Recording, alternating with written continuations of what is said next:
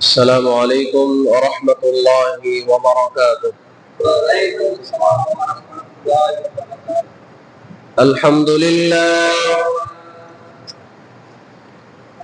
لله نحمده ونستعينه ونستغفره ونؤمن به ونتوكل عليه ونعوذ بالله من شرور أنفسنا ومن سيئات أعمالنا من يهده الله فلا مضل له ومن يضلله فلا هادي له ونشهد أن لا إله إلا الله وحده لا شريك له ونشهد أن لا إله إلا الله وحده لا شريك له وأشهد أن محمدا عبده ورسوله الذي أرسله بالحق بشيرا ونذيرا وداعيا إلى الله بإذنه وسراجا وقمرا منيرا أما بعد فإن خير الحديث كتاب الله وخير الهدي هدي محمد صلى الله عليه وسلم وشر الأمور محدثاتها وكل محدثة بدعة وكل بدعة ضلالة وكل ضلالة في النار فأعوذ بالله من الشيطان الرجيم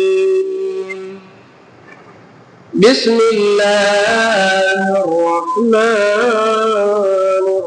الرحيم يا أيها الناس اتقوا ربكم الذي خلقكم من نفس واحدة وخلق منها زوجها وبث منهما رجالا كثيرا ونساء واتقوا الله الذي تساءلون به والأرحام إن الله كان عليكم رقيبا وقال الله تعالى أعوذ بالله من الشيطان الرجيم بسم الله الرحمن الرحيم يا أيها الذين آمنوا اتقوا الله حق تقاته ولا تموتن إلا وأنتم مسلمون সমস্ত প্রশংসা সমস্ত গুণ কীর্তন সে মহান আল্লাহ তাআলার জন্য, যে মহান আল্লাহ তাআলা আমাদেরকে অসংখ্য মানুষ থেকে বাছাই করে প্রতি জুমায়ের ন্যায় এই জুমায়ও খুতবা শুরু করার পূর্বে আমাদের মসজিদে মসজিদে এসে সামর্থ্য অনুযায়ী সালাত আদায় করার তৌফিক দান করেছেন। আমরা সকলে বলছি আলহামদুলিল্লাহ। দুরুদ ও সালাম বর্ষিত হোক সে আখিরি জামানার নবী সাইয়্যিদুল মুরসালিন খাতামান নবিয়্যিন, যার অক্লান্ত পরিশ্রমের মাধ্যমে আমরা ইসলামকে সাজানো ভাবে গোছানো ভাবে পেয়েছি, যে নবীর মাধ্যমে আমরা সম্মানিত হয়েছি, যে নবী হচ্ছে আমাদের শেষ নবী, তারপরে আর কোনো নবী আসবেন না, যে নবীর মাধ্যমে আমরা সুপারিশ হয়ে জান্নাতে প্রবেশ করব, সেই নবী মুহাম্মদুর রাসূলুল্লাহ সাল্লাল্লাহু আলাইহি ওয়াসাল্লামের প্রতি লাখো কোটি গুণ দরুদ সালাম বর্ষিত হোক। আল্লাহুম্মা সাল্লি আলাইহি আল্লাহুম্মা বারিক আলাইহি। সম্মানিত উপস্থিতি, আল্লাহ সুবহানাহু ওয়া তাআলা আমাদেরকে বাঁচিয়ে রেখেছেন। এখান থেকে আমাদেরকে একদিন চলে যেতে হবে। চলে যাওয়ার আগে আমাদের দেখতে হবে যে আমাদের প্রস্তুতি কার কেমন। আমরা যারা ছাত্র আছি, পরীক্ষা দেই, পরীক্ষার আগে আমাদের একটা ভালো প্রস্তুতি নিয়ে পরীক্ষার হলে ঢুকতে হয়, কেননা পরীক্ষার হল অনেক কঠিন। তদ্রূপ ভাবে আমরা দুনিয়াতে এসেছি, আল্লাহ সুবহানাহু ওয়া তাআলা আমাদেরকে দুনিয়াতে পাঠিয়েছেন। দুনিয়ার কার্যকলাপ সম্পর্কে আমাদের কিয়ামতের মাঠে জবাবদিহি করতে হবে। এজন্য আমাদের প্রস্তুতিটা নিতে হবে ভালোভাবে, যেন আমরা সঠিকভাবে আল্লাহ সুবহানাহু ওয়া তাআলার কাছে জবাবদিহি করতে পারি। জবাবদিহিতার মাধ্যমে যেন আমরা সঠিকভাবে জান্নাতুল ফেরদাউসে প্রবেশ করতে পারি। আল্লাহ তুমি আমাদের সকলকে সহজ করে দাও, বলেন আমিন। সম্মানিত উপস্থিতি, আজকে সংক্ষিপ্ত জুমার আলোচনার বিষয় কিভাবে অন্তরকে মসজিদ মুখী করা যায়। আজকে যত দিন যাচ্ছে তত আমরা মসজিদ থেকে দূরে সরে যাচ্ছি। আজকে সামনে যত দিন অতিবাহিত হচ্ছে তত আমাদের মসজিদ থেকে মনটা উঠে যাচ্ছে। আর যদি আমরা সালাতে আসি, তারপরেও যত দ্রুত সম্ভব মসজিদ থেকে বের হওয়া যায়, এই নীতি আমাদের মধ্যে কাজ করে। তো আজকে সংক্ষিপ্ত সময়ে অনেক লম্বা একটা বিষয় নেওয়া হয়েছে। যতটুকু সম্ভব আপনাদের সামনে বিষয়টা উল্লেখ করার চেষ্টা করব ইনশাআল্লাহ। ওমা তাওফীকি ইল্লা বিল্লাহ আলাইহি তাওয়াক্কালতু ওয়া ইলাইহি উনীব। আমাদের এই জীবন ক্ষণস্থায়ী জীবন। এই পৃথিবীতে আমরা সবাই মুসাফির। এই দুনিয়া থেকে আমাদের চলে যেতে হবে। আমাদের বাপ দাদা, পাড়া প্রতিবেশী, আত্মীয় স্বজন আস্তে আস্তে সবাই বিদায় নিচ্ছে। আমরা এই দুনিয়াতে মুসাফির। যেমন কোন মসজিদে যদি মুসাফির আসে, তাহলে সর্বোচ্চ একদিন থেকে সে চলে যায়। আমাদের এই জীবনটাকে এমনটাই ভাবতে হবে যে সামান্য কিছু সময় নিয়ে আমরা এই দুনিয়াতে এসেছি, তাহলে আমাদের জীবনটা হচ্ছে মুসাফিরের জীবন। একটা হাদিস বললে আপনারা বুঝতে পারবেন। রাসূলুল্লাহ সাল্লাল্লাহু আলাইহি ওয়াসাল্লাম আব্দুল্লাহ ইবনে ওমর কে তার শরীরের একটি অংশ ধরে বলছেন, হে আব্দুল্লাহ ইবনে ওমর, তুমি যতদিন দুনিয়াতে বসবাস করবা ততদিন তুমি নিজেকে মুসাফিরের অবস্থায় নিজেকে মনে করো, এবং সর্ব অবস্থাতে তুমি নিজেকে কবরবাসী হিসাবে মনে করো যে কবরে আমাকে আপনাকে যেতে হবে।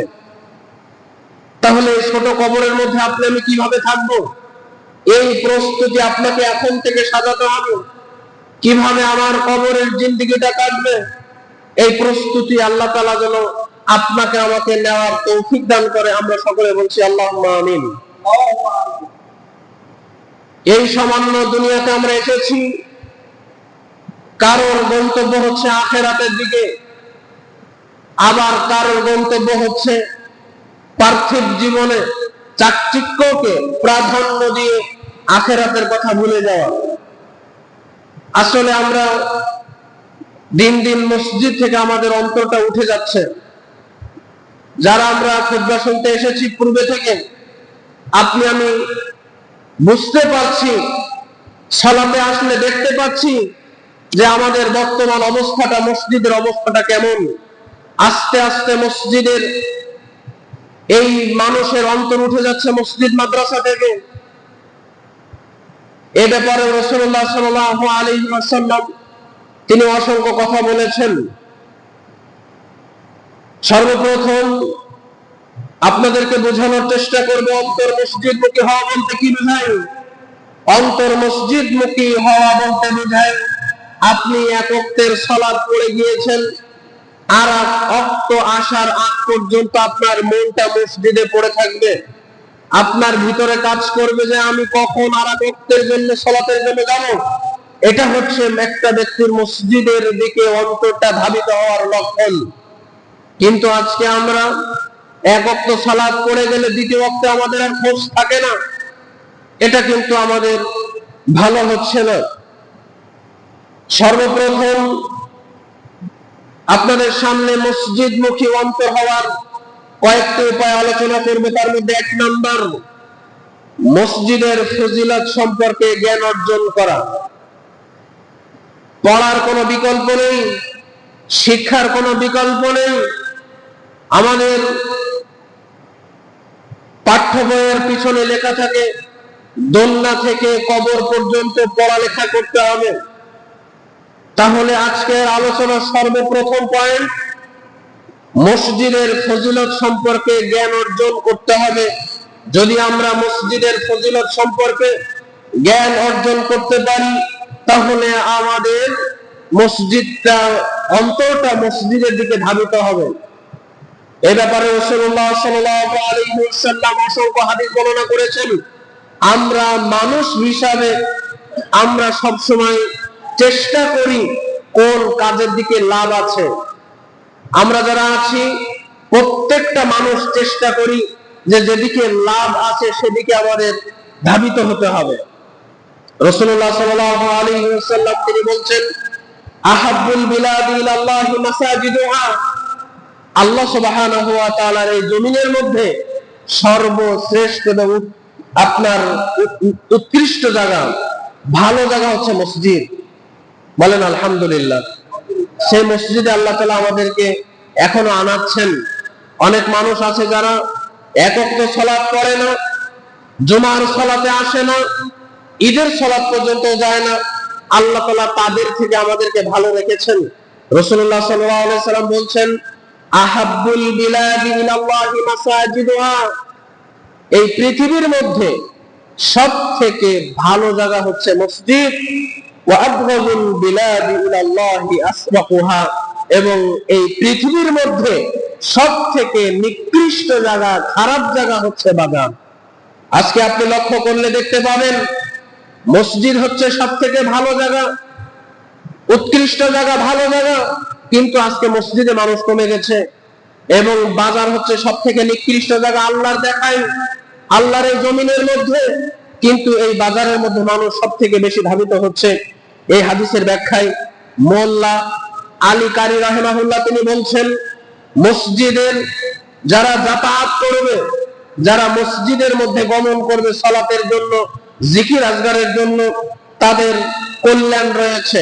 আল্লাহ তাআলা তাদেরকে কল্যাণ দিবেন। বলেন সুবহানাল্লাহ।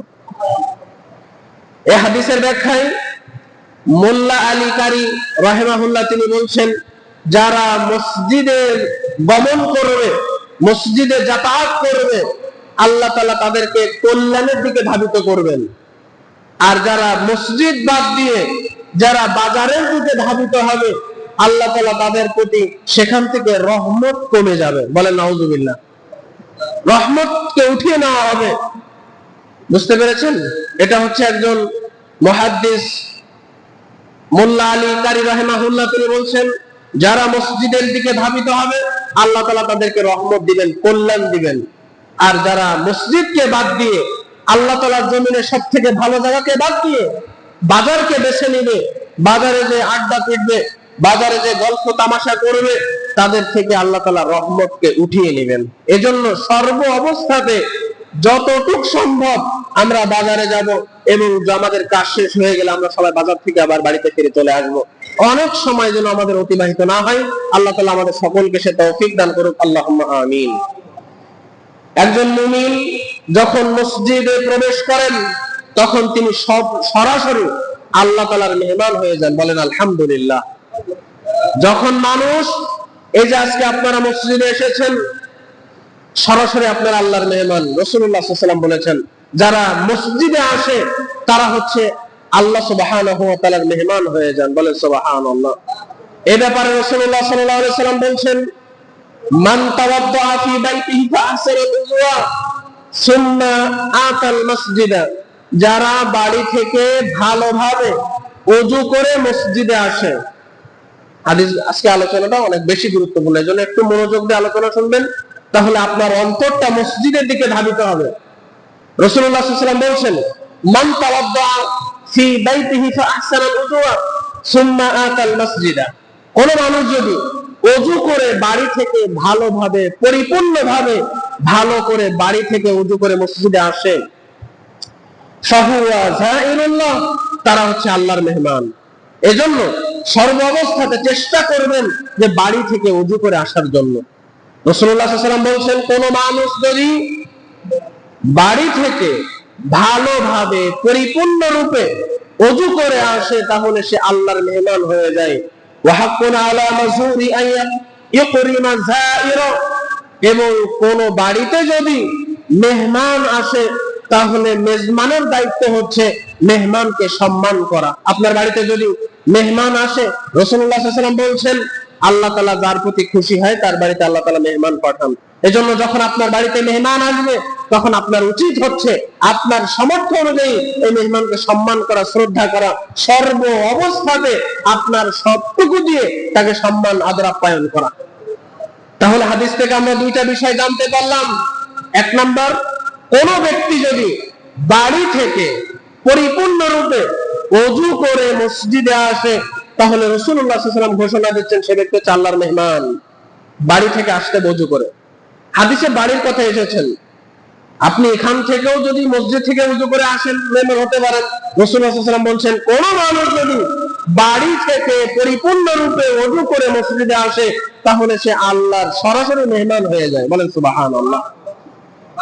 আর আপনার বাড়িতে যদি মেহমান আসে, তাহলে আপনার উচিত হচ্ছে এই মেহমানকে সর্ব অবস্থাতে আপনার সামর্থ্য অনুযায়ী সাধ্য মতো তাকে সম্মান আদর আপ্যায়ন করা। অনেক মানুষ আছে, মেহমান আসলে মুখ কালো হয়ে যায়। জি না, খুশি থাকতে হবে। আর একটা হাদিস বললে আপনারা বুঝতে পারবেন। রাসূলুল্লাহ সাল্লাল্লাহু আলাইহি ওয়াসাল্লাম বলছেন, মান গাদা ইলা মসজিদি ওয়ারাহা, রাসূল সাল্লাল্লাহু আলাইহি ওয়াসাল্লাম বলছেন, যে ব্যক্তি সকাল সন্ধ্যা যতবার মসজিদে যাবে, রাসূলুল্লাহ সাল্লাল্লাহু আলাইহি ওয়াসাল্লাম বলছেন, মান গাদা ইলা মসজিদি ওয়ারাহা আ'আদ্দাল্লাহু নুজুলাহু মিনাল জান্নাহ, কোন মানুষ যখন দিনে রাতে সকাল সন্ধ্যা যতবার মসজিদে যাবে, একটা মানুষ যতবার দিনে রাতে মসজিদে যাবে, রাসূল সাল্লাল্লাহু আলাইহি ওয়াসাল্লাম বলেন, কুল্লামা গাদা আওরা, আল্লাহ তাআলা তার জন্য ততবার জান্নাতে মেহমানদারি ব্যবস্থা করে রাখবেন। বলেন সুবহানাল্লাহ। আপনি যদি 5 বার আসেন, এই হিসাব করে আপনার জন্য মেহমানদারি ব্যবস্থা করা হবে জান্নাতের মধ্যে। রাসূলুল্লাহ সাল্লাল্লাহু আলাইহি ওয়াসাল্লাম বলছেন, কোন মানুষ যদি দিনে রাতে যতবার মসজিদে আসবেন, আল্লাহ তাআলা তার জন্য জান্নাতের মধ্যে মেহমানদারির ব্যবস্থা করে রাখবেন। সুবহানাল্লাহ। এর থেকে খুশির খবর আর কিছু হতে পারে না। আপনি মসজিদে আসছেন, আপনার জন্য মেহমানদারির ব্যবস্থা করে রাখবেন স্বয়ং মহান আল্লাহ তাআলা জান্নাতের মধ্যে। কিন্তু আজকে দেখেন, আমরা এই বিষয়গুলো জানি না, এই বিষয়গুলো আমরা বোঝার চেষ্টা করি না। এজন্য আমরা আজকে এগুলো থেকে দূরে সরে যাচ্ছি, এগুলো থেকে আমরা আজকে দূরে সরে যাচ্ছি। তাহলে আমরা হাদিস থেকে একটি বিষয় স্পষ্টভাবে বুঝতে পারলাম। রাসূলুল্লাহ সাল্লাল্লাহু আলাইহি ওয়াসাল্লাম তিনি বলছেন, যে ব্যক্তি সকাল সন্ধ্যা যতবার মসজিদে যাবে, তার জন্য জান্নাতের মধ্যে ততটুকু মেহমানদারির ব্যবস্থা করে রাখা হবে। এজন্য সর্ব অবস্থায় আমার দিনী ভাই বোন সর্ব অবস্থায় চেষ্টা করবেন, মা বোনরা বাড়িতে সালাত আদায় করার, 5 ওয়াক্ত সালাত কখনো যেন 1 ওয়াক্ত মিস না হয়ে যায়। আর আমার যারা পুরুষ ভাইরা আছেন, সর্ব অবস্থাতে চেষ্টা করবেন যে আমরা যেন মসজিদে এসে সালাত আদায় করতে পারি। আল্লাহ তুমি আমাদের জন্য সহজ করে দাও, বলেন আমিন। দ্বিতীয় নাম্বার পয়েন্ট, সালাতে জামাত সহকারে সালাত আদায় করার পুরস্কার সম্পর্কে যদি আপনি আমি বুঝতে পারি, তাহলে আমাদের অন্তরটা মসজিদের দিকে ধাবিত হয়ে যাবে। আজকে আমরা বাড়িতে অনেকে আছি, একাকী সালাত আদায় করে খাওয়া দাওয়া করে ঘুমিয়ে যাই। এটা হচ্ছে জামাতে সালাত আদায়কারীর যে একটা পুরস্কার রয়েছে, এই পুরস্কার সম্পর্কে আমাদের জ্ঞান কম, এজন্য আমরা আজকে একাকী সালাতকে বেশি প্রাধান্য দিচ্ছি। জামাতের সালাত আদায়কারীর নেকি নিয়ে ভাবনা চিন্তা করলে মসজিদে যাওয়ার আগ্রহ বেড়ে যাবে। কোন মানুষ যদি জামাতের সালাত আদায় করার চিন্তা ভাবনা করে তাহলে তার মসজিদে যাওয়ার আগ্রহ বেড়ে যাবে। কারণ একাকী সালাত আদায় করার চেয়ে জামাতের সালাত আদায় করার নেকি 27 গুণ বেশি। বলেন আলহামদুলিল্লাহ। জামাতে একাকী সালাত আদায় করার থেকে জামাতে সালাত আদায়কারীর নেকি 27 গুণ বেশি। এ ব্যাপারে রাসূলুল্লাহ সাল্লাল্লাহু আলাইহি ওয়াসাল্লাম তিনি বলেন, সালাতুল জামাতি আফজাল মিনাস সালাতিল ফারদ ব27 দারাজা। কোন মানুষ যদি জামাতের সালাত আদায় করে তাহলে তার 27 গুণ বেশি সওয়াব লেখা হয় তার আমলনামায়। বলেন সুবহানাল্লাহ। এজন্য আমরা 10-15 মিনিট সময় ব্যয় করে আমরা যেন জামাতে সালাত আদায় করি। আল্লাহ তাআলা যেন আমাদের জামাতে সালাত আদায় করার তৌফিক দান করেন। বলেন আমিন। সর্ব অবস্থাতে বাড়িতে সালাতকে কম প্রাধান্য দেন। যদি আপনার সময় হয়ে যায়, সময় শেষ হয়ে গেছে, কাজা হয়ে যাবে, এমত অবস্থায় আপনি কোনো কাজে গিয়েছিলেন, গাড়িতে ছিলেন, মাঠে ঘাটে ছিলেন, সালাত পড়ার ব্যবস্থা হয়নি, তাহলে আপনি এটা কাজা স্বরূপ আপনি পড়তে পারেন। কিন্তু যদি আপনি ইচ্ছা করে, এখনো সালাতের টাইম সামনে আছে কিন্তু আমি ইচ্ছা করে পড়লাম, এটা হবে না, এটা চলবে না। কেননা রাসূলুল্লাহ সাল্লাল্লাহু আলাইহি ওয়াসাল্লাম বলছেন, জামাতে সালাত আদায়কারীর নেকি হচ্ছে যারা একাকী পড়ে তার থেকে 27 গুণ বেশি। বলেন সুবহানাল্লাহ। এজন্য সব সময় জামাতকে প্রাধান্য দিবেন। জামাতের প্রতি ভালোবাসা যেন জন্মে। চিন্তা করবেন যে আমি যে নেকি অর্জন করতেছি, এই নেকি কিভাবে বেশি করা যায়। কারণ আমরা সালাতটাই পড়ি নেকির জন্য, সালাতটাই পড়ি জান্নাতে যাওয়ার জন্য। কিভাবে আমরা একটু নেকি বেশি পেতে পারি, কিভাবে আমরা একটু নেকিটা অনেক অর্জন করতে পারি, এটা হচ্ছে আমাদের মেইন টার্গেট থাকবে। এজন্য আমরা যেন একাকী সালাত না পড়ি, এদিকে আমাদের একটু খেয়াল রাখতে হবে, একটু মনোযোগী হতে হবে যেন আমরা জামাতের সাথে সালাত পড়ার প্রতি আমাদের মনটা বেশি আকৃষ্ট হয়। আল্লাহ তাআলা আমাদের সকলকে কবুল করুন। বলেন আমিন। 3 নম্বর, ছোট পরিকল্পনা দিয়ে শুরু করা, সেটা বাস্তবায়ন করা। এখন আপনি 5 ওয়াক্ত সালাত পড়তে পারেন না, আপনার যদি টার্গেট থাকে যে আমি একদিনে কোরআন খতম করে দিব, একদিনে 5 ওয়াক্ত সালাত পড়বো, তাহলে চলবে না। আস্তে আস্তে আপনার ছোট করে পরিকল্পনা করতে হবে।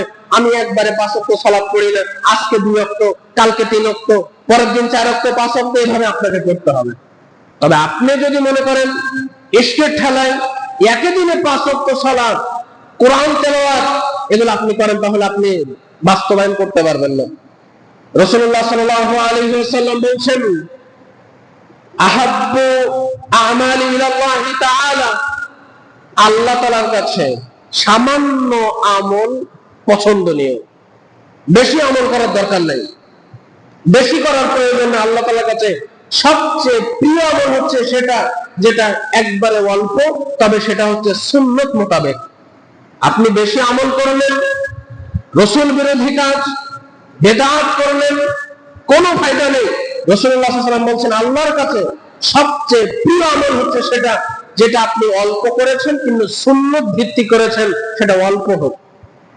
এজন্য অল্প অল্প করে আপনাকে শুরু করতে হবে, অল্প করে আপনাকে শুরু করতে হবে।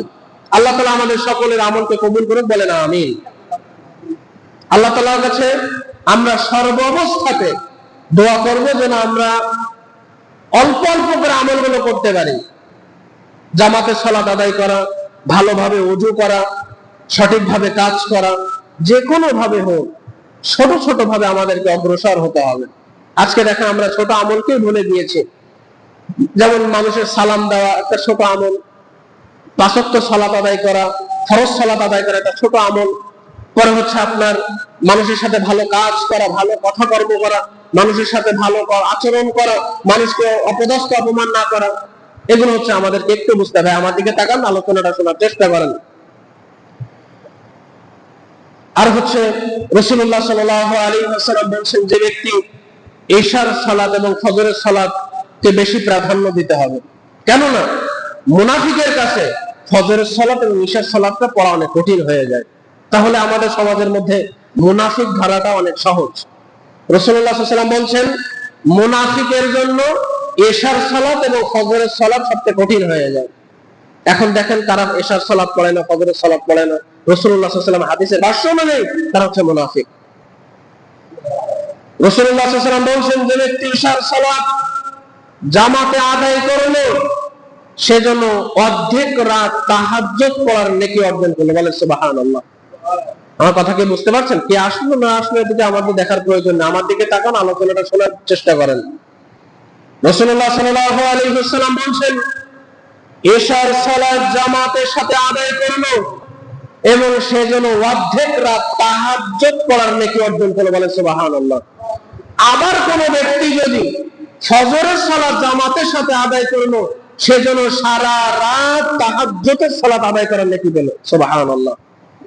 হাদিসটা কি সহজ না কঠিন? একবার সহজ। ইশার সালাত জামাতে পড়লেন, রাত্রে গিয়ে ঘুমিয়ে গেলেন, আর ফজরের সালাত এসে জামাতে পড়লেন। রাসূলুল্লাহ সাল্লাল্লাহু আলাইহি ওয়াসাল্লাম বলছেন, সারা রাত তাহাজ্জুদের নেকি আপনার আমলনামায় লেখা হবে। বলেন সুবহানাল্লাহ। কিন্তু আজকে আমরা এটাও পারি না। রাসূলুল্লাহ সাল্লাল্লাহু আলাইহি ওয়াসাল্লাম বলছেন, মুনাফিকের জন্য ফজরের সালাত এবং ইশার সালাত অনেক কঠিন, কারণ মুনাফিক তারা এই সালাতটা পড়তে পারবে না। দেখছেন, মুনাফিক ধরাটা অনেক সহজ সমাজের মধ্যে। মানুষ কেমন মুনাফিকটা ধরাটা সহজ, মুনাফিকটা ধরা সহজ। রাসূলুল্লাহ সাল্লাল্লাহু আলাইহি ওয়াসাল্লাম বলছেন, মুনাফিকের আলামত তিনটি: কথা বলবে, মিথ্যা বলবে, ওয়াদা করবে, ভঙ্গ করবে, আর ঝগড়া হলে মানুষের সাথে গালিগালাজ করবে, এরা মুনাফিক। এরপরে রাসূলুল্লাহ সাল্লাল্লাহু আলাইহি ওয়াসাল্লাম বলছেন, মুনাফিকের জন্য ফজরের সালাত এবং ইশার সালাতটা পড়া অনেক কঠিন, তারা এই সালাতটা বাদ দিয়ে দেয়, পড়তে পারে না। এজন্য ভাই, আপনি কেন মুনাফিক হতে যাবেন? এই সামান্য দুনিয়াতে আমরা এসেছি, সামান্য সময় নিয়ে আমরা দুনিয়াতে, ঠিক আল্লাহ তাআলা আমাদেরকে পাঠিয়েছেন, আমরা মুসাফির। এই ছোট সময়কে আমাদেরকে আরো ভালোভাবে গোছাতে হবে। ইশার সালাত এবং ফজরের সালাত যেন কোনো ব্যক্তির মিস না হয়, সর্বাবস্থাতে পড়তে হবে। যদি মিস হয় তাহলে আপনার নাম মুনাফিকের খাতায় উঠে যাবে। সর্বাবস্থায় চেষ্টা করবেন যেন আপনার নাম মুনাফিকের খাতায় না থাকে। যদি চেষ্টা করেন তাহলে আপনাকে ফজরের সালাত এবং ইশার সালাত প্রতিনিয়ত আদায় করতে হবে। আল্লাহ তাআলা আমাদের সকলকে বোঝার তৌফিক দান করুন, বলেন আমিন। 4 নাম্বার, মসজিদের পরিবেশকে অন্তর দিয়ে অনুভব করতে হবে। তাহলে যখন আপনি মসজিদের পরিবেশকে অন্তর দিয়ে অনুভব করবেন, তখন আপনার মসজিদের দিকে আপনার অন্তরটা ধাবিত হয়ে যাবে, আপনার মনটা চাইবে। এ ব্যাপারে রাসূলুল্লাহ সাল্লাল্লাহু আলাইহি ওয়াসাল্লাম বলেন, কোন মুসলিম ব্যক্তি যখন সালাত আদায় করার জন্য মসজিদে আসে, যখন জিকির আজকার করে, যখন সে সালাত আদায় করে, তখন স্বয়ং ফেরেশতা আল্লাহর কাছে দোয়া করতে থাকে, আল্লাহ তুমি তাকে ক্ষমা করে দাও, তুমি তার প্রতি রহম করো। আপনি যদি মসজিদে সালাত করতে আসেন, তাহলে আসমানের ফেরেশতারা আপনার জন্য দোয়া করে। বলেন সুবহানাল্লাহ। আপনি যদি মসজিদে সালাতের জন্য আসেন, তাহলে আসমানের ফেরেশতারা আপনার জন্য আল্লাহর কাছে দোয়া করতে থাকে, আল্লাহর কাছে দোয়া করতে থাকে, আল্লাহ তুমি তাদেরকে ক্ষমা করো, তাদের প্রতি রহম করো। বলেন ফায়দা আছে কি নাই? মসজিদে আসলে ফায়দা আছে না নাই? আছে। এজন্য আপনারা যেন জামাতের সাথে সালাত আদায় করার এই অভ্যাসটা গড়ে তোলেন। মসজিদে জামাত চলতেছে, এই জামাতের প্রাধান্যটা বেশি দেন। কেন রাসূলুল্লাহ সাল্লাল্লাহু আলাইহি ওয়াসাল্লাম বলছে যে একাকী সালাত পড়ার থেকে জামাতের সালাত পড়ার নেকি হচ্ছে 27 গুণ বেশি। কেন আপনি এই নেকিটা বঞ্চিত হচ্ছেন? ইচ্ছা করে কেন একাকী সালাত পড়ছেন? কেন আপনি সালাত থেকে বঞ্চিত হচ্ছেন, নেকি থেকে বঞ্চিত হচ্ছেন? আমরা সালাতই পড়ি জান্নাতে যাওয়ার জন্য, আমরা সালাতই পড়ি নেকি অর্জন করার জন্য। তাহলে আমাদের চেষ্টা করতে হবে কোন কাজে সবথেকে বেশি নেকি পাওয়া যায়, অল্প কাজে কোন কাজে বেশি নেকি পাওয়া যায়। আল্লাহ তাআলা আমাদের সকলকে বোঝার তৌফিক দান করুক, বলেন আমিন। কোন মুসলমান যখন, রাসূলুল্লাহ সাল্লাল্লাহু আলাইহি ওয়াসাল্লাম বলেন, কোন মুসলিম ব্যক্তি যখন সালাতের জন্য মসজিদের দিকে অগ্রসর হয়, সালাত আদায় করে, জিকির আজকার করে, আল্লাহ তাআলা তার প্রতি এমনটাই খুশি হয় যখন কোন প্রবাসী ব্যক্তি তার বাড়িতে ফিরে আসে এবং পরিবার যত খুশি হয় তদ্রুপ খুশি, তার থেকে বেশি খুশি হয় যখন একটা বান্দা মসজিদে এসে সালাত আদায় করে। বলে সুবহানাল্লাহ। এখন একটা পরিবার থেকে একজন ব্যক্তি 5 বছর প্রবাসে ছিল, সে যখন 5 বছর পরে বাড়িতে আসে, তখন তার মা, স্ত্রী, সন্তান সন্ততি তাকে অনেক সম্মান করে, তাকে আবেগ আপ্লুত হয়ে তাকে জড়িয়ে ধরে, তাকে ধরে কান্না করে, তাকে ভালো রান্না করে খাওয়ায়। এই যে খুশি, রাসূলুল্লাহ সাল্লাল্লাহু আলাইহি ওয়াসাল্লাম বলছেন, কোন মানুষ যদি, কোন মুসলিম ব্যক্তি যদি মসজিদে আসে সালাত আদায় করার জন্য, তাহলে আল্লাহ তাআলা তদ্রুপ খুশি হয় কোন প্রবাসী ব্যক্তি যখন বাড়িতে ফিরে। হাদিসে প্রবাসীর কথা এসেছে, এই কথা এসেছে হাদিসের মধ্যে। আল্লাহ তাআলা তার থেকে বেশি খুশি হয় যখন আপনি আল্লাহর মসজিদে সালাতের জন্য আসেন। কিন্তু আজকে আমরা সালাত থেকে বিমুখ, মসজিদ থেকে আমরা বিমুখ, মসজিদ থেকে আমরা দূরে সরে যাচ্ছি দিন দিন। আমাদের অন্তর মসজিদে নাই, এবং মসজিদে আসলেও যত দ্রুত সম্ভব আমরা সালাত পড়ে যাওয়ার চেষ্টা করি, কিন্তু আমাদের সালাত কতটুকু শুদ্ধ হচ্ছে এই কথা আমরা চিন্তা করি না। রাসূলুল্লাহ সাল্লাল্লাহু আলাইহি সাল্লাম বলেন, দুনিয়ার মধ্যে নিকৃষ্ট চোর হচ্ছে সেই যে সালাতের মধ্যে রুকু সেজদা তাসবিহ তাহলিল গুলো চুরি করে, সে হচ্ছে আসল সবথেকে বড় চোর। আর যে ব্যক্তি টাকা চুরি করে, সম্পদ চুরি করে, সে হয়তো তার পরিবারকে ভালো রাখার জন্য, সে খাওয়ার জন্য একটু অর্থ চুরি করতেছে। কিন্তু আসল চোর হচ্ছে সে যে ব্যক্তি তার রুকু সেজদা, সালাতের রুকু সেজদা গুলো ঠিক মতো দিতে পারলো না, সে হচ্ছে আসল চোর। হাদিসে চোর এসেছে, সে হচ্ছে চোর, নামাজ চোর। আপনি নামাজ পড়েননি, আপনাকে হাদিসে চোর বলেনি। চোর বলা হয়েছে যে ব্যক্তি সালাত পড়েছে, রুকু সেজদা ঠিক মতো দেয়নি, তাড়াহুড়া করেছে, তাসবিহ তাহলিল সঠিকভাবে পড়েনি, তারা হচ্ছে নামাজ চোর। হাদিসে নামাজ চোর তাকে বলা হয়েছে। এজন্য যখনই সালাত করতে আসবেন, আপনার সাধ্য অনুযায়ী সবটুকু দিয়ে সালাত আদায় করবেন এবং চিন্তা করবেন এই সালাতটি আমার জন্য সর্বশেষ সালাত। আপনি এখন জুমার সালাত পড়বেন, এই নিয়ত করে পড়তে হবে যে এই জুমার সালাতটা হচ্ছে আমার শেষ সালাত, আমি আসরের আর বেঁচে থাকবো না। তাহলে আপনার মধ্যে দেখবেন আল্লাহ তাআলার ভালোবাসা জন্মাবে সালাতের মধ্যে, এবং ভালোবাসা বুকের মধ্যে, অন্তরের সালাতের মধ্যে আপনার একাগ্রতা বৃদ্ধি হবে, খুশি খুশি সহজ সাথে সালাত আদায় করতে পারবেন। আর যদি আপনার মধ্যে এই নিয়ম, এই কথা নীতি না থাকে, তাহলে আপনি সালাতে হাত বেঁধে দেখবেন পাশে কে, সামনে কে, উপরে কে, ডানে কে, বামে কে।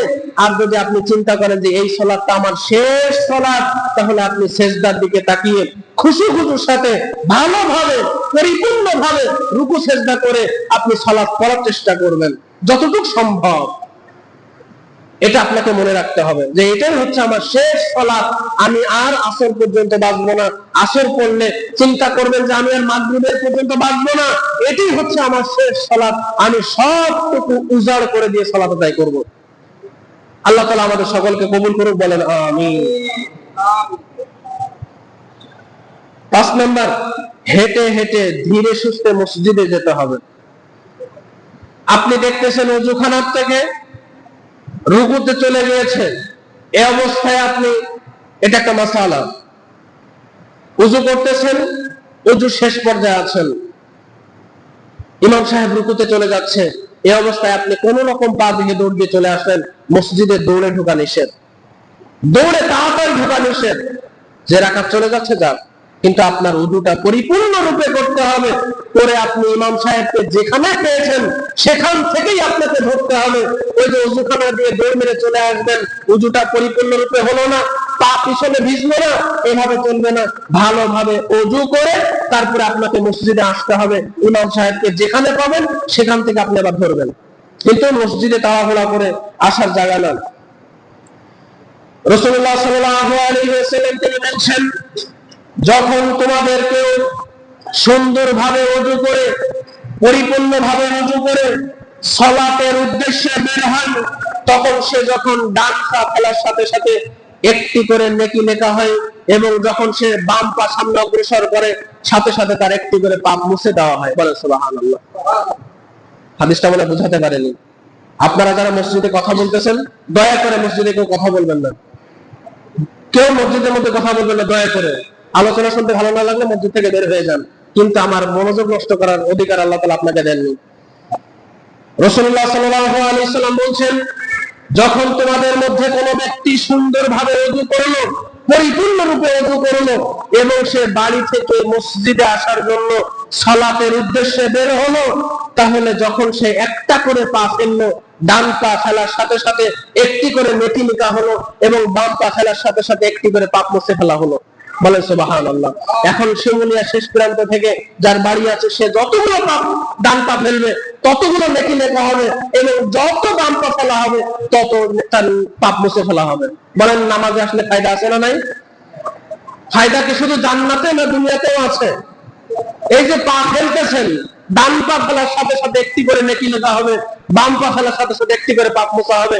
আপনি বাড়ি থেকে আসার সময় কতগুলো পা ফেলেন হিসাব করেছেন আজ পর্যন্ত? কেউ গোনার চেষ্টা করেছেন? কেউ করেননি। কিন্তু বাড়ি থেকে আপনাকে ওযু করে সালাতের উদ্দেশ্যে বের হতে হবে। তাহলে আপনি ডান পা ফেলবেন এক নেকি, বাম পা ফেলবেন এক পাপ মুছে ফেলা হবে। এজন্য একটু বোঝার চেষ্টা করবেন। সর্ব অবস্থাতে আল্লাহ তাআলা যেন আমাদের মসজিদে আসার তৌফিক দান করে, বলেন আমিন। মসজিদে যাওয়ার জন্য উত্তম প্রস্তুতি নেওয়া।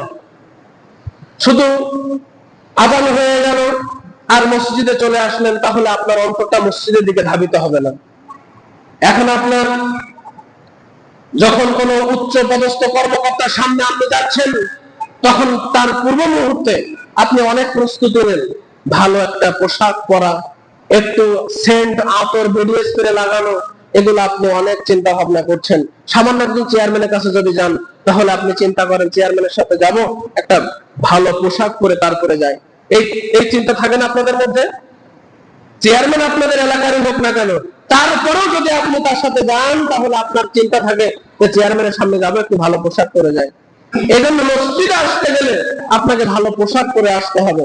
মসজিদে আসার জন্য প্রস্তুতি নিতে হবে, ভালো একটা পোশাক পরতে হবে, টুপিটা নিতে হবে, যেটা আপনার সব থেকে পছন্দের পোশাক, যেটা আপনার সব থেকে পরিষ্কার পোশাক।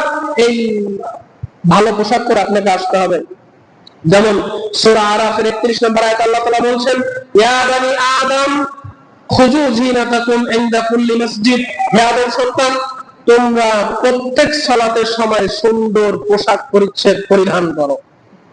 আল্লাহ তাআলা সূরা কোরআনের মধ্যে বলে দিয়েছে, সূরা আরাফ 31 নম্বর আয়াতে, ইয়া বানি আদম, হে আদম সন্তান, খুযু যিনাতাকুম ইনদা কুল্লি মসজিদ। যখন তুমি সালাতে আসবা, মসজিদে সালাতের জন্য, তখন তুমি সব থেকে ভালো পোশাকটা, পরিষ্কার পোশাকটা পরিধান করো। তবে এখানে বলেনি নতুন নিউ মার্কেট থেকে পোশাক কিনে এনে তারপরে ভালো পোশাক পরতে হবে। আপনার 5টা পাঞ্জাবি আছে, এই 5টা পাঞ্জাবির মধ্যে সব থেকে ভালো যে পাঞ্জাবিটা, সেটা পরে আসতে হবে এবং পরিষ্কার হতে হবে। ময়লাযুক্ত কোনো পোশাক পরে আপনি মসজিদে আসতে পারবেন না, কেননা আল্লাহ তাআলা নিষেধ করেছে সূরা আরাফের 31 নম্বর আয়াত, ইয়া বানি আদম, হে আদম সন্তান, খুযু যিনাতাকুম ইনদা কুল্লি মসজিদ। তুমি যখন মসজিদে আসবে, তখন সুন্দর একটা পোশাক পরিচ্ছদ তুমি পরিধান করে মসজিদে আসো। তাহলে মসজিদে আসার আগে আপনার প্রস্তুতি নিতে হবে। শুধু মসজিদে একটা জামা ঘাড়ে করে নিয়ে চলে আসলে হবে না, তাহলে আপনি মসজিদের দিকে আপনার অন্তরটা ধাবিত হবে না। মসজিদের দিকে যে আপনি একটা ভালোবাসা জন্মাবে, এটা কখনো জন্মাবে না। এজন্য আপনার যখন মসজিদে আসবেন, তখন একটু প্রস্তুতি নিয়ে, আগে ভাগে নিয়ে যে আমি আজকে শুক্রবার কোন পাঞ্জাবিটা পরতে পারি, কোন টুপিটা নিতে পারি, কোন আতরটা মারতে পারি, এই চিন্তা আপনাকে থাকতে হবে। তাহলে আপনার সালাতের মধ্যে মনোযোগ বসবে। আল্লাহ সুবহানাহু ওয়া তাআলা আমাদের সকলকে বোঝার তৌফিক দান করুন, বলেন আমিন। আরেকটা গুরুত্বপূর্ণ হাদিস, রাসূলুল্লাহ সাল্লাল্লাহু আলাইহি ওয়াসাল্লাম বলেছেন, যে ব্যক্তি বাড়ি থেকে ওযু করে ফরজ সালাত আদায়ের উদ্দেশ্যে মসজিদে আসলো, তার প্রতিদান হচ্ছে ইহরাম বাঁধা অবস্থায় একজন হাজীর সমান। বলেন সুবহানাল্লাহ। যে ব্যক্তি বাড়ি থেকে ওযু করে ফরজ সালাতের উদ্দেশ্যে মসজিদে আসলো এবং তার প্রতিদান হচ্ছে একজন ইহরাম বাঁধা অবস্থায় একজন হাজী হজ করলে, তার হজ কবুল হলে যত নাকি তার, এই যে আপনি ওযু করে বাড়িতে মসজিদে আসলেন, সালাত পড়লেন, সালাত কবুল হয়ে গেল, নেকি হচ্ছে হজের সমান। বলেন সুবহানাল্লাহ। হজ করতে যাননি, 5 লক্ষ 7 লক্ষ টাকা খরচ করে, কিন্তু হজের নেকি আপনি শিমুলিয়া বসে যাচ্ছেন। কাজটা কি? আপনার পরিপূর্ণরূপে ওযু করে ফরজ সালাতের উদ্দেশ্যে মসজিদে আসবেন, আপনি আপনার সামর্থ্য অনুযায়ী পরিপূর্ণরূপে রুকু সিজদা দিয়ে 5 ওয়াক্ত ফরজ সালাত আদায় করলেন। যদি ফরজ সালাত কবুল হয়ে যায়, তাহলে একজন হাজী সাহেব হজ করলে যত নেকি হয়, আপনি ফরজ সালাত করে তত নেকি পাবেন। বলেন সুবহানাল্লাহ। তারপরে আমরা সালাত পড়ি না। আমরা বাঙালিরা তো অন্তত এতটুকু আমাদের ছিল যে আমরা যেখানে লাভ পাই সেখানে আমরা বেশি ধাবিত হই, যেখানে আমরা বেশি লাভ পাই, যেখানে আমাদের লাভ আছে সেখানে আমরা বেশি চাই। দেখেন, আপনি বাড়ি থেকে ওযু করে আসলেন, ফরজ সালাত পড়লেন, যদি আপনার সালাত কবুল হয়ে যায় হজের নেকি পাচ্ছেন আপনি।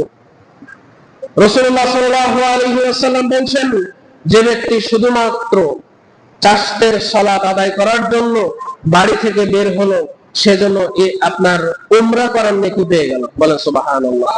বাড়ি থেকে ওযু করে চারটের সালাত আদায় করার জন্য মসজিদের দিকে আগমন করলো এবং তার চারটের সালাত কবুল হয়ে গেল এবং সেজন্য একজন উমরাকারীর নেকির সমপরিমাণ নেকি আল্লাহ তাআলা তার মধ্যে দিয়ে দিলেন। সুবহানাল্লাহ। আসলে আমরা জানি না, আমাদের মাথাটা সর্ব অবস্থাতে ঘুরতেছে কোথায় রাজনীতি করতে হবে, সর্ব অবস্থাতে ঘুরতেছে কোথায় ফিফা বিশ্বকাপ চলবে, কে কি নিবে। দেখেন ভাই, ইন্ডিয়ার পরিকল্পনাটা, তারা রংপুর দখল করতে চায়, আর বাংলাদেশের যুবক ভাইয়েরা ফিফা বিশ্বকাপ কে নিবে 4টা বা 2টা খেলা দেখার নিয়ে প্রস্তুত। ইন্ডিয়া পরিকল্পনা করতেছে যে রংপুর দখল করবে, রংপুরের মধ্যে একটা রাম মন্দির তৈরি করলো, রাম মূর্তি তৈরি করলো। তাদের কত বড় সাহস, তারা প্ল্যান পরিকল্পনা করে তারা রংপুরকে দখল করার চেষ্টা করতেছে। কালকে একটা আলোচনা শুনলাম সাবেক একজন সেনা প্রধানের, তিনি বলছে যে বাংলাদেশকে 2 ভাগে ভাগ করার চিন্তা ভাবনা আছে ভারতের।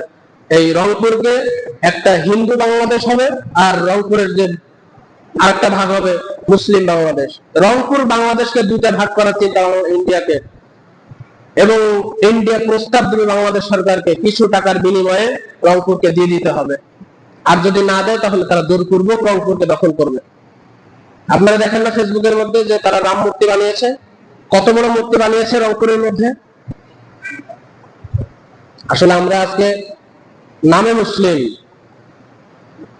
বাংলাদেশে বসে তারা ইন্ডিয়াতে বসে বাংলাদেশ দখল করার চিন্তা করে। তাদের পাওয়ার কত বড়, চিন্তা করেছেন? এবং তারা বলছে যে যদি বাংলাদেশ টাকার বিনিময় না দেয় তাহলে আমরা তাকে জোর করে দখল করব, জোর করে দখল করব। এটা হচ্ছে ইন্ডিয়ার চিন্তা ভাবনা। আর বাংলাদেশের যুবকদের চিন্তা ভাবনা হচ্ছে ফিফা বিশ্বকাপ জিততে হবে। কে জিতবে? ফ্রান্স জিতুক, আর্জেন্টিনা জিতুক। ভাই, একটু বোঝার চেষ্টা করেন, একটু সালাত আদায় করে বাংলাদেশের জন্য আল্লাহর কাছে চান, দোয়া করেন, আল্লাহ তুমি আমার জন্মভূমি বাংলাদেশকে হেফাজত করো। নতুন উপায় নাই। ইন্ডিয়ার মধ্যে যে অস্ত্র আছে বাংলাদেশে 1-2টা খেলা নেই, সে ঢাকা শহরে ফেললে। আর আপনার কাছে কিছু নেই, আপনি আছেন 71-এর চেতনা নিয়ে আর ফিফা বিশ্বকাপ নিয়ে। এজন্য ভাই একটু সালাত আদায় করেন, সালাত আদায় করে নিজের দেশের জন্য, নিজের পরিবারের জন্য, নিজের জন্য, নিজের সন্তানের জন্য একটু দোয়া করার চেষ্টা করেন। এই যে আপনি দেখেন, এই যে বর্ষাকাল হইতেছে, এই পুরা চট্টগ্রাম পানির তলে আছে, দেখতেছেন না আপনারা? এটা আল্লাহ তাআলা একটা গজব, এটা আল্লাহ তাআলা একটা শাস্তি, যে তিনি বন্যার মধ্যে পুরা চট্টগ্রামকে একবারে তলিয়ে দিয়েছেন। এটা আল্লাহ তাআলা একটা শাস্তি। আমরা দোয়া করছি, আল্লাহ তাআলা তুমি চট্টগ্রামবাসীকে হেফাজত করো, বলে না আমিন। আল্লাহ তুমি আমাদের চট্টগ্রামবাসীর মানুষকে হেফাজত করো, বলে না আমিন। এছাড়া কোনো উপায় নেই আমাদের কাছে। আজকে এটা আমাদের হাতের কামাই। আমরা শাস্তি করতে করতে অনেক শাস্তি করে ফেলেছি, এই জন্য আল্লাহ তাআলা আমাদেরকে বিভিন্ন ভাবে শাস্তি দিচ্ছেন।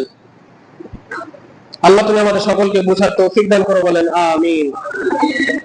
আমরা যেন 5 ওয়াক্ত সালাত আদায় করতে পারি এবং সালাতের দিকে যেন মনোযোগী হতে পারি, এবং সালাতের যে রুকু, সিজদা, তাসবিহ, তাহলিল আছে, এই তাসবিহ তাহলিল যেন আমরা সঠিকভাবে পালন করতে পারি। আল্লাহ তুমি আমাদের সাথে তৌফিক দান করো, বলেন আমিন। আকুলু কওলি হাযা আস্তাগফিরুল্লাহ লি ওয়া লাকুম ওয়া লিসাইরিল মুসলিমিন ইন্নাহু হুয়াল গফুরুর রহিম।